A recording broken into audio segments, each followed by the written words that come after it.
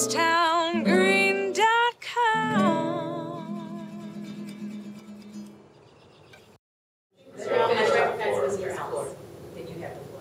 I think it's well documented, whether anyone is here to represent or not, it's well documented that Dark Horse at closing time is a problem.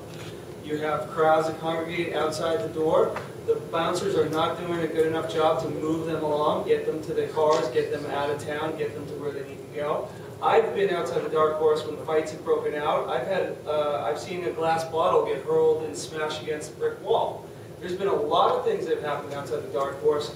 People like to congregate. They like to, maybe guys and girls are flirting with each other. Then you have groups of guys that are pushing each other back and forth. It gets ugly. I've seen it. A lot of people have seen it, and I'm sure there's been a lot of complaints that a lot of us could probably talk more and more about if you'd like us to go deeper. But it's a legitimate issue. I don't know if Mr. Walsh can make a pledge to move people out of that area in a more expeditious manner, but I think a uniformed police officer would certainly help them move along, and they would respect the badge more than they might respect a bouncer saying, "Hey guys, take it somewhere else." So it is an established problem, and it's something that we should discuss more. Tasked with other priorities, whatever they may be, to come around and push the people down the street and make sure that they're following the noise ordinance. They clearly have designated other priorities. They are, whatever they may be, and I trust the police department to make decisions for the betterment of the town. As with Argyle's Jimmy's Haunt and the Funky Monkey, in that case, they did a 145 last call. 145 turned off the music.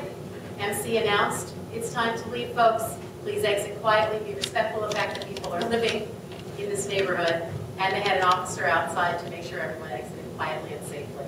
At this point, what I'm suggesting is just that last item, which is the off-duty police officer retained Thursday, Friday, and Saturday nights from 10 to 2 to make sure that what's going on outside on the street is not detrimental to the health, welfare, and peace of mind of the people who live in the area.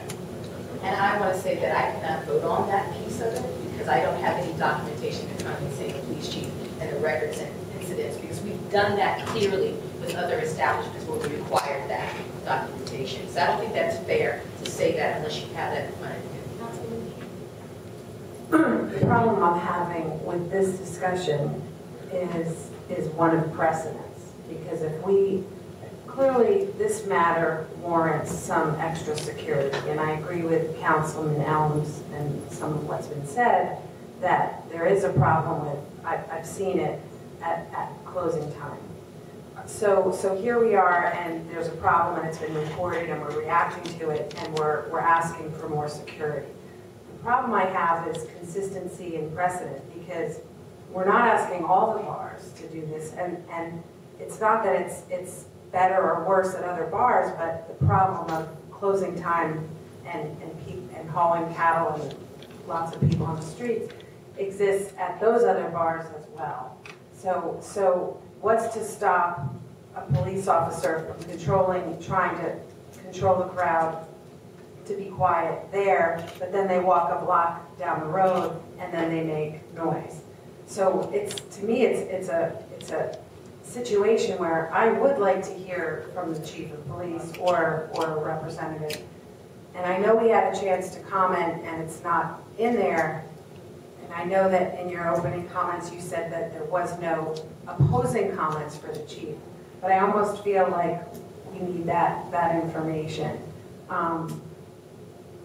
However, this is serious, and I think the issue of crowd control and noise control with a security officer would help a lot to preserve the peace. But I have concerns about consistency and precedence. Warrant that, so you're just saying, we think it's a good idea, there's people on DeHart Street, even though there's a public parking lot on DeHart Street, and other bars walk down DeHart Street. It's not just this licensee. I think it's only gonna lead to additional litigation. It's a condition that you can't impose because you have nothing before you to warrant that. Hearsay, Twitter, Facebook, whatever.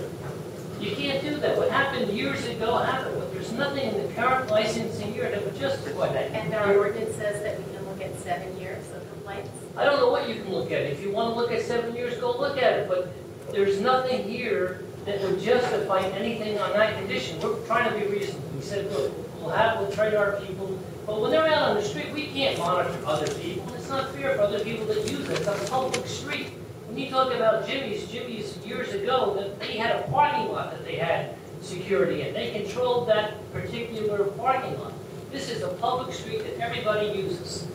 And they have to get to the cars on a public parking lot. It's just not fair to put on a special police officer.